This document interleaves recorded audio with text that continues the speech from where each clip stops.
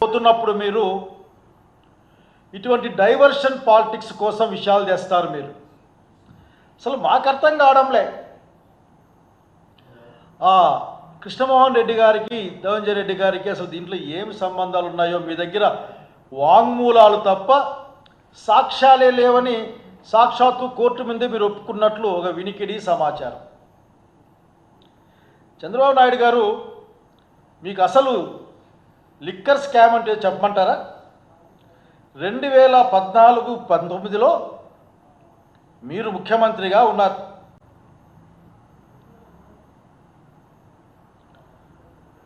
ముఖ్యమంత్రిగా ఉన్నప్పుడు మీరు అంతకు మునుపున్న 2012 ఎక్సైజ్ పాలసీని సవరించారు. సవరించి మీరు చాలా గొప్ప గొప్ప కార్యక్రమాలు చేశారు అక్కడ. ఎందుకంటే మీకు మద్యం వ్యాపారం బాగా తెలుసు. మీకు మద్యాన్ని పెంచడం ఎట్లా, మద్యం ద్వారా మీకు సంబంధించిన వాళ్లకు అట్లాగే మిగతా ఆదాయాన్ని పెంపొందించడం ఎట్లా, దాంట్లో మీరు చాలా ఎక్స్పర్ట్లు. మీరు అప్పుడు మీ మీద కేసు వచ్చింది. దాని తర్వాత సిఐడి వాళ్ళు కేసు ఫైల్ చేశారు మీ మీద. అందులో మీరున్నారు.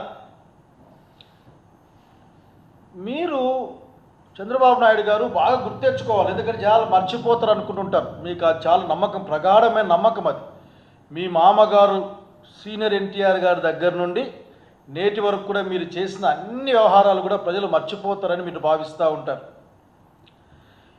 మీరు 2012 ఎక్సైజ్ పాలసీని సవరించిన తర్వాత దాదాపు 1300 కోట్ల రూపాయలు ఆనాడు ప్రివిలేజ్ ఫీజుని లేకుండా చేయడం ద్వారా లిక్కర్ వ్యాపారులకి లాభం చేకూర్చారని ఒక ఆరోపణ. దానికి రికార్డు కూడా ఉంది. మీ copy to PS to CM అనే ఒక నోటు మీద అదంతా జరిగింది. ఆ రోజు జీవో నంబర్ 218, జీవో నంబర్ 468 లెక్కన ఆ రోజున ఎక్సైజ్ కమిషనర్ గారు ఈ ప్రివిలేజ్ ఫీజుని పెంచాలి, వీలైతే 10 పెంచాలి అని మీ ముందు ప్రపోజల్స్ పెడితే ప్రత్యక్షంగా మీ ప్రభుత్వం దాన్ని మాఫీ చేసింది అన్న విషయాన్ని మీరు గుర్తెచ్చుకోండి ఒకసారి. దాంట్లో సంతకం పెట్టిన వారు ఆనాడు నా కొల్లు రవీంద్ర ఎక్సైజ్ మినిస్టర్ గారు. నాకు సమాచారం ఉన్నంత వరకు డిజిటల్గా మీరు కూడా అప్రూవ్ చేశారు అని. బహుశా దీన్ని స్కామ్ అని అంటారా, ఏమంటారో మీరు చెప్పాలి మాకు. అంతేకాదు, మీరు ఇంకా చాలా విషయాలు దీంట్లో ఉన్నాయి.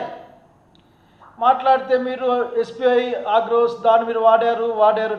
అసలు మీ హయాంలోనే కాదా ఆంధ్రప్రదేశ్ రాష్ట్రంలో డిస్టిలరీలకి అవకాశం ఇచ్చింది, అనుమతి ఇచ్చింది? గుర్తెచ్చుకోండి ఒకసారి. ఎస్పీవై ఆగ్రోస్కి కానీ, విశాఖ డిస్టిలరీకి కానీ, పిఎంకే డిస్టిలరీకి కానీ నాకున్న సమాచారం మేరకు మీ ప్రభుత్వమే పర్మిషన్ ఇచ్చినట్లు గుర్తు. మీరు మర్చిపోతారు. మీరు చాలా అట్లాగే మీరు చాలా విషయాలు మాట్లాడుతుంటారు. అసలుకి జగన్మోహన్ రెడ్డి గారి ప్రభుత్వం లిక్కర్ పాలసీలో నాకు ఎప్పటికీ అర్థం కాదు. ప్రభుత్వ పరంగా ఏదైనా వ్యాపారం జరిగితే ప్రభుత్వానికి లాభం వస్తుందా? ప్రైవేటు పరంగా వ్యాపారం జరిగితే ప్రభుత్వానికి లాభం వస్తుందా? మీరేం మాట్లాడారంటే అన్నీ మీకు కావాల్సిన వాళ్ళకే ఇచ్చారు మీరని. బాబు గారు, మీరు గుర్తెచ్చుకోవాలి. ఎంతైనా కానీ మన రంగు మర్చిపోకూడదు. ఒకవేళ కంటెదురుగా కనిపించకపోవచ్చు కానీ ఇది గురువిని తగ్గించే సామెత. ఇది మీ హయాంలో దాదాపు 69% ఆర్డర్లు మీరు కంపెనీలని 4కే ఇచ్చారు కదా, 4-5కి. 54% పైగా కొనుగోలు ఇప్పటికి కూడా మీరు 4-5 కంపెనీలు చేశారు కదా. అంటే మీరు ఎవరికి మేలు చేద్దామనుకున్నారు? దీన్ని స్కామ్ అనరా? అంతకంటే దీన్ని ఇంకా గొప్ప విషయం మాట్లాడుకుందాం. మీ నూతన పాలసీలో ప్రభుత్వ రంగం నుండి, ప్రభుత్వం అమ్మే దాని నుండి మీరు ప్రైవేట్కి ఇచ్చి ప్రత్యక్షంగా ఆ ఇసుక మద్యంలో మీ వాళ్ళకు లాభం చేకూర్చడానికి అని ప్రజలు మాట్లాడుకుంటున్నారు బహిరంగంగా. దానికి సాక్ష్యాలు ఉన్నాయి. చివరికి అప్లికేషన్లు పెట్టడానికి కూడా కష్టమైంది ఈ రాష్ట్రంలో. మర్చిపోవద్దండి. బహుశా మీరే చెప్పారు 2-3 సందర్భాల్లో. షాపుల కోసం కొట్టుకున్నారు. వేరే వాళ్ళు వస్తే మీ సంగతి తేలుస్తామని చెప్పారు. 30% దాకా మా కమిషన్ ఇవ్వాలని బహిరంగ చెప్పిన మీ విషయాలు ఉన్నాయి. లేకుంటే స్థానికంగా ఉన్న మీ నాయకులకు భాగస్వామ్యాలు ఉన్నాయి. అనంతపురం లాంటి పట్టణంలో అయితే ఒక షాప్ కోసమే కొట్టుకున్న సంగతి. ఇవన్నీ స్కామ్ అంటారు అనుకుంటా నేను. బహుశా మీరు చాలా ఫ్రీ హ్యాండ్ అంటారే, ఫ్రీ హ్యాండ్ ఇచ్చారనిపిస్తుంది. మీరు చెప్పే మాటకి చేసే పనికి ఏనాడూ సంబంధం లేదు. ఈ మద్యం విషయంలో కూడా ఏం చెప్పారు? బెల్ట్ షాప్ ఉంటే ఏదో పట్టుకోవాలనా? రండి చూపిస్తాం. బెల్ట్ షాపులు లేని ఊరే లేదు. 1-2 బెల్ట్ షాపులు లేకుండా పోతే అది ఊరే కాదేమో అని చెప్పుకునే పరిస్థితి వస్తూ ఉంది ఈ రోజున. మీ నాణ్యమైన మద్యం సరసమైన ధరలకు ఇచ్చే ఆ నేపథ్యంలో మీరు ఈరోజు లిక్కర్ స్కామ్ గురించి మాట్లాడుతూ ఉన్నారు. కామన్ థింగ్స్ ఇవన్నీ కూడా. ప్రభుత్వ పరంగా అమ్మితే ప్రభుత్వానికి డబ్బులు వస్తాయి. అనేక కంపెనీల్ని కట్టడి చేస్తే మద్యం యొక్క అమ్మకాలు తగ్గుతాయి. మరి అమ్మకాలు పెంచడానికి మీరున్నారా? మీ దగ్గర ప్రొహిబిషన్ శాఖ కూడా ఉంది అక్కడే. మీరు మద్యం అమ్మకాలని పెంచడానికి శాఖ పెట్టండి, the promotion of the liquor sales అని. ఎట్లాగూ ఇప్పటికే మూల సందుకి ఆఖరికి బెల్ట్ షాపులతో నడిపిస్తున్నారు అనుకోండి మీరు. పైగా మీరు మాట్లాడితే చీప్ లిక్కర్ అని. బహుశా నాకు గుర్తుండే ఆ బ్లూ స్ట్రీమ్లు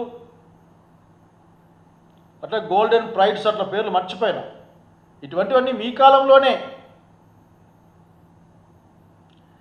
కనుక అసలు స్కామ్ అన్నది ఈ రోజున ఆంధ్రప్రదేశ్ రాష్ట్రంలో నడుస్తూ ఉంది. గతంలో బహుశా మీరు మర్చిపోయే ప్రయత్నం చేసింటారు. చాలామంది బయట చెప్పారు మీకు కావలసిన వాళ్ళు. లేకుంటే ఈ లిక్కర్ తయారీదారుల యజమానులు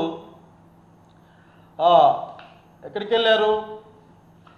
ఆ CCIకి వెళ్ళారు, కంప్లైంట్ చేశారు. అందులో తమాషా సార్, కంప్లైంటే తమాషా అనిపిస్తుంది నాకు.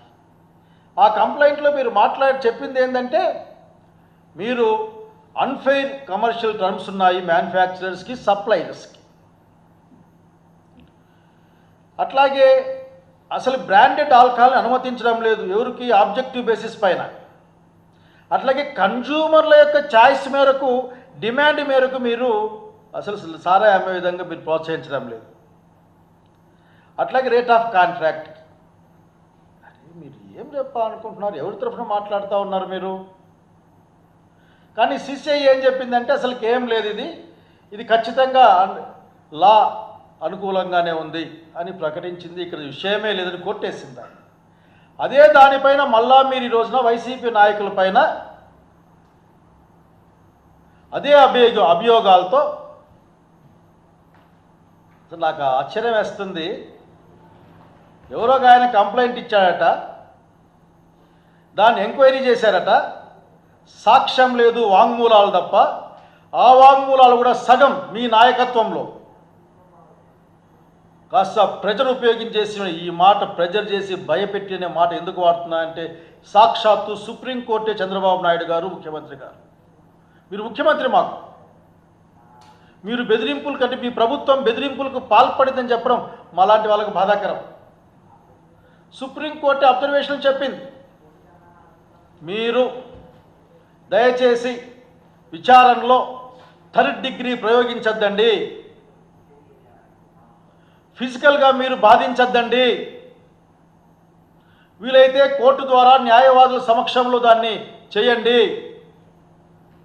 బలవంతంగా సంతకాలు పెట్టించుకోవద్దండి అని చెప్తూ ఈ కేసులో రాజకీయ దురుద్దేశాలు ఉన్నట్లు ప్రాథమికంగా అనిపిస్తుందని కూడా సర్వోన్నత న్యాయస్థానం ప్రకటించిన నేపథ్యంలో చెప్పాలనుకుంటా ఉన్నాం.